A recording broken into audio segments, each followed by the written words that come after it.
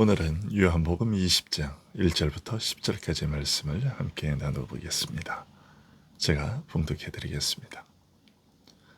안식 후 첫날 일찍이 아직 어두울 때에 막달라 마리아가 무덤에 와서 돌이 무덤에서 옮겨진 것을 보고 시몬 베드로와 예수께서 사랑하시던 그 다른 제자에게 달려가서 말하되 사람들이 주님을 무덤에서 가져다가 어디 두었는지 우리가 알지 못하겠다 하니 베드로와 그 다른 제자가 나가서 무덤으로 갈새 둘이 같이 다름질하더니 그 다른 제자가 베드로보다 더 빨리 달려가서 먼저 무덤에 이르러 구부려 세마포 놓인 것을 보았으나 들어가지는 아니하였더니 시몬 베드로는 따라와서 무덤에 들어가 보니 세마포가 놓였고 또 머리를 쌌던 수건은 세마포와 함께 놓이지 않고 딴 곳에 쌌던 대로 놓여 있더라.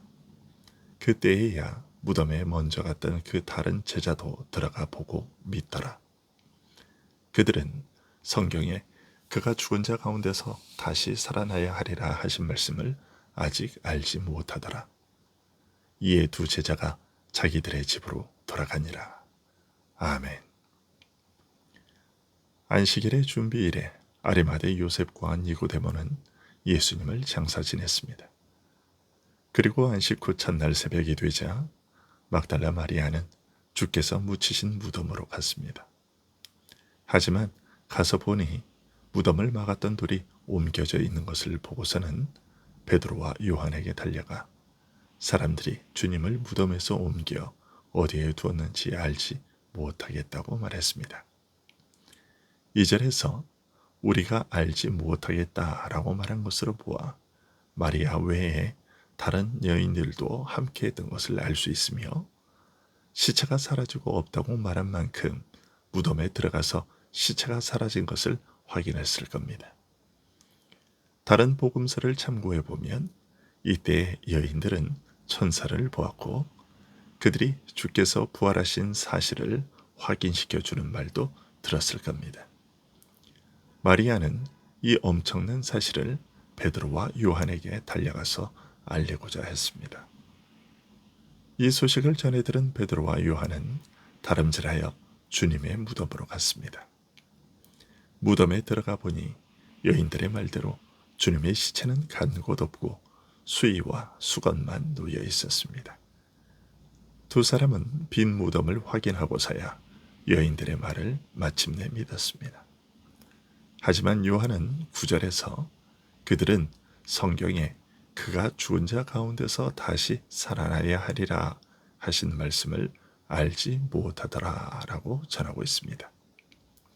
8절 끝에서 들어가 보고 믿더라 라고 말하고서는 9절에서는 죽은 자 가운데서 다시 살아나야 하리라 하신 말씀을 아직 알지 못하더라 라고 말하고 있어서 앞뒤가 맞지 않는 것처럼 느껴질 수 있는데 문맥의 흐름으로 보아 이 말은 여인들이 전한 말이 사실이라는 것은 믿었지만 이 일을 그저 기이하게 여길 뿐 예수님의 부활을 믿지는 못했다는 말입니다.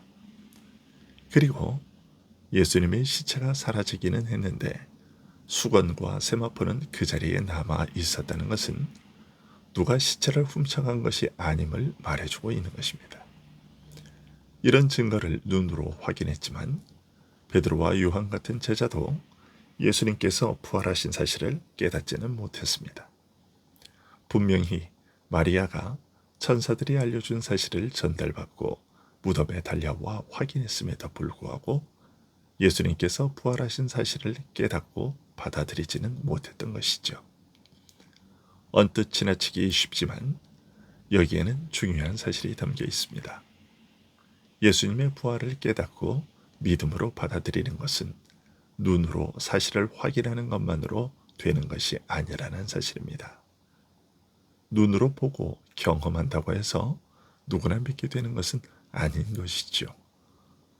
무덤을 지키던 군사들은 큰 지진이 나는 가운데 천사들이 하늘에서 내려와 무덤에 돌을 굴려내는 광경을 보았습니다. 그러나 그들은 대제사장들의 뇌물과 회의 위에 넘어가 자신들이 눈으로 목격한 사실을 부인하고 제자들이 밤에 와서 시체를 도둑질해 갔다고 거짓말을 퍼뜨렸습니다. 이것은 예수님을 믿고 받아들이는 일에 있어서도 마찬가지입니다.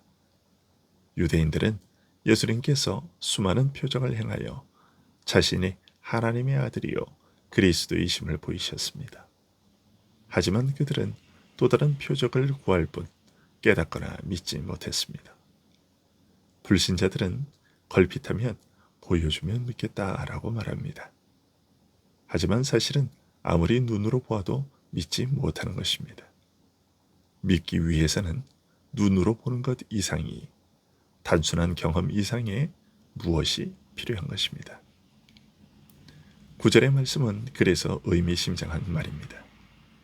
믿음은 눈으로 보는 것에서 나는 것이 아니라 하나님의 말씀에서 난다는 사실을 밝힌 것이기 때문입니다. 눈으로 보는 우리의 경험이 진리를 보증하지 못하며 오직 하나님의 말씀만 확실한 진리라는 사실을 알려주고 있습니다. 후에 베드로는 이런 사실을 베드로 후서 1장 16절부터 21절까지에서 이렇게 말합니다. 우리 주 예수 그리스도의 능력과 강림하심을 너희에게 알게 한 것이 교묘히 만든 이야기를 따른 것이 아니요 우리는 그의 크신 위엄을 친히 본 자라. 지극히 큰 영광 중에서 이러한 소리가 그에게 나기를 이는 내 사랑하는 아들이요 내 기뻐하는 자라 하실 때에 그가 하나님 아버지께 존귀와 영광을 받으셨느니라. 이 소리는 우리가 그와 함께 거룩한 산에 있을 때에 하늘로부터 난 것을 들은 것이라. 또 우리에게는 더 확실한 예언이 있어 어두운 데를 비추는 등불과 같으니 날이 새어 새별이 너희 마음에 떠오르기까지 너희가 이것을 주의하는 것이 옳으니라. 먼저 알 것은 성경의 모든 예언은 사사로이 풀 것이 아니니 예언은 언제든지 사람의 뜻으로 낸 것이 아니요 오직 성령의 감동하심을 받은 사람들이 하나님께 받아 말한 것임이라. 하나님의 말씀이 눈으로 보고 귀로 듣고 몸으로 체험하는 것보다 더 확실하다고 말하고 있습니다. 하나님의 말씀이야말로 진리성을 보증할 수 있는 유일한 궁극적 진리라고 말하고 있는 것이죠. 물론 하나님의 말씀이 확실한 진리라고 해서 글자로 기록된 성경의 말만 외운다고 깨달아지거나 믿어지는 것은 아닙니다. 성령께서 그 말씀을 듣는 우리의 마음을 여시고 깨닫게 하셔야 믿게 되는 것이죠. 이런 일에 대해 바울 사도는 고린도전서 2장 13절과 14절에서 이렇게 말합니다. 우리가 이것을 말하거니와 사람의 지혜가 가르친 말로 아니하고 오직 성령께서 가르치신 것으로 하니 영적인 일은 영적인 것으로 분별하느니라. 육에 속한 사람은 하나님의 성령의 일들을 받지 아니하나니 이는 그것들이 그에게는 어리석게 보임이요 또 그는 그것들을 알 수도 없나니 그러한 일은 영적으로 분별되기 때문이라. 그리스도의 부활을 직접 목격한 사람들은 참으로 복된 사람들이라고 할 수 있습니다. 그 당시 그 자리에 없었던 우리로서는 아무리 바라고 사모한다 해도 경험할 수 없는 일이지요. 설령 그 시대에 살았다고 하더라도 누구나 경험할 수 있는 일도 아니었습니다. 실제로 그 시대에 거의 대부분의 사람들은 예수님의 부활을 직접 목격하지 못했습니다. 이런 경험은 하나님께서 특별한 목적을 위해 특별한 사람에게만 허락하신 은혜였습니다. 하지만 그리스도의 부활을 믿는 그 일에 있어서만큼은 오늘 우리가 그들보다 더 유리한 위치에 있습니다. 주님의 부활을 직접 눈으로 보지 못했다고 해서 부활을 직접 목격한 그 복된 사람들보다 조금 더 불리하거나 뒤지지 않습니다. 믿음은 눈으로 본다고 해서 저절로 생기는 것이 아니라 오직 하나님의 말씀과 이 말씀과 함께 역사하시는 성령으로 말미암기 때문입니다. 그리고 눈으로 보는 것보다 확실한 진리의 말씀을 통해 역사하시는 성령의 증거는 예나 지금이나 다름없기 때문입니다. 이것은 부활을 직접 목격한 증인으로서 그리스도의 부활을 증거하는 사도들의 경우도 마찬가지입니다. 빈 무덤 등의 부활의 증거를 보고서도 믿지 않았던 제자들이 부활의 깊은 의미를 깨닫고 믿게 된 것은 성령의 계시와 증거 때문이었습니다. 눈으로 보는 것만으로 믿을 수 있는 것이 아닙니다. 만일 그렇다면 예수님께서 행하신 표적을 본 사람들은 다 믿었어야 했습니다. 하지만 그들 대부분은 예수님을 믿지 않았고 오히려 십자가에 주님을 못 박는 일에 동참했습니다. 비록 내 몸으로 겪은 일이고 하나님의 능력으로 된 일이라 할지라도 그런 경험 자체가 믿음을 만들어내지는 못하는 것입니다. 오직 성령을 통해 역사하는 하나님의 말씀만이 우리로 믿게 하는 것입니다.